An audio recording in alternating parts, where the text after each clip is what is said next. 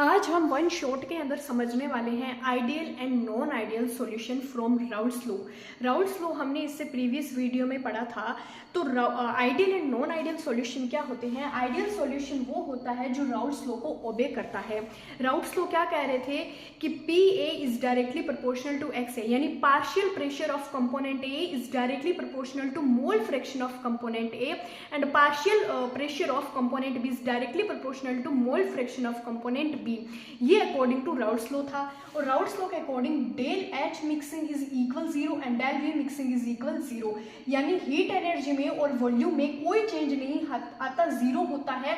क्योंकि जो intermolecular force होते हैं, देखो एक तो दो तरीके के फोर्सेस होते हैं, इंटरमोलिक्यूलर, इंट्रामोलिक्यूलर। इंटरमोलिक्यूलर वो होता है जो डिफरेंट टाइप ऑफ कंपोनेंट के बीच में लगता है, और इंट्रा वो होता है जो सिमिलर यानी एक जैसे कंपोनेंट यानी ए और बी कंपोनेंट के बीच में लगता है। तो intermolecular force of attraction A and B are similar to pure component A and B according to Raoult's law. ये था। तो आइडियल सॉल्यूशन वो होता है जो राउल्स लॉ को ओबे करता है।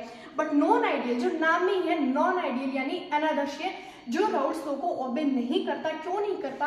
क्योंकि जो राउल्स लॉ ने वेपर प्रेशर निकाला था, और जो राउल्स लॉ ने वेपर प्रेशर निकाला, और जब हम एक एक्सपेरिमेंटल वेपर प्रेशर करते हैं लैब में जाके, जब हम एक्सपेरिमेंटली वैल्यू निकालते हैं तब वो डिफरेंट आ रही थी। राउल्स लॉ का वेपर प्रेशर अलग आ रहा था और एक्सपेरिमेंटल जो किया वो अलग आ रहा था। इसीलिए नॉन आइडियल सॉल्यूशन के अकॉर्डिंग क्या है कि it does not obey Raoult's law. इसमें del H mixing is not equal 0 and del V mixing is not equal 0, but according to Raoult's law is equal 0 and according to non-ideal solution is not equal because due to weaker or stronger AB interaction with AA और BB, यानी A और B की जो interaction होती है, intermolecular force of attraction होता है, वो वीक भी हो सकता है और स्ट्रॉन्ग भी हो सकता है।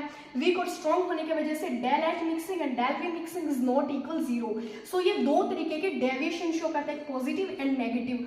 पॉजिटिव डेविएशन कब होगा?